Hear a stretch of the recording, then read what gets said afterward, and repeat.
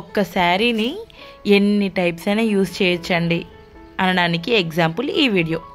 Last వరకు చూడండి, తెలుస్తుంది నేను ఎందుకు ఇలా అన్నాను. ఈ శారీతో ఫస్ట్ ఒకటి స్కర్ట్ స్టిచ్ చేశానండి. ఇలా స్కర్ట్ స్టిచ్ చేశాను, ఫ్రిల్స్ ఇచ్చాను, బెల్ట్ ఎల్లో కలర్ ఇచ్చానండి, బార్డర్ కలర్లే బెల్ట్ ఇచ్చాను, టాజిల్స్ కూడా ఇచ్చాను. టాజిల్స్ ఏమో పిల్లో షేప్లో, స్క్వేర్ షేప్లో పిల్లోలాగా స్టిచ్ చేశానండి చూడండి. అలాగే ఈ స్కర్ట్ని 3-in-1 లా యూజ్ చేయొచ్చండి.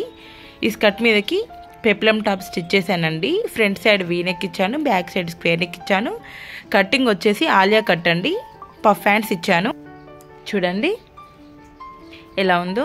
అలాగే ఒక పెప్లం టాపే కాదండి, నేను లంగా ఓణిలాగా యూజ్ చేయడానికి అనేసి, లేదా క్రాప్ టాప్ లాగా యూజ్ చేయొచ్చు కదా అనేసి ఇలా బ్లౌజ్ లాగా కూడా స్టిచ్ చేశానండి. బ్యాక్ ఓపెన్స్ ఇచ్చాను.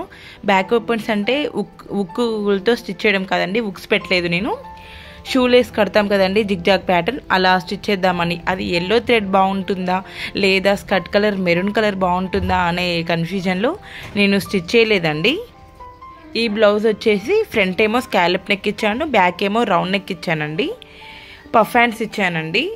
షార్ట్ అంటే పెప్లం బ్లౌజ్కి ఏమో బుట్ట హ్యాండ్స్ ఇచ్చి, దీనికేమో పఫ్ అంటారు కదండి, బటర్ఫ్లై హ్యాండ్స్ అంటారు కదా, ఇలా ఇచ్చాను. మీకు ఎలా అనిపించిందో కామెంట్ చేయండి. నచ్చితే లైక్ చేయండి, షేర్ చేయండి, సబ్స్క్రైబ్ చేసుకోవడం మర్చిపోకండి.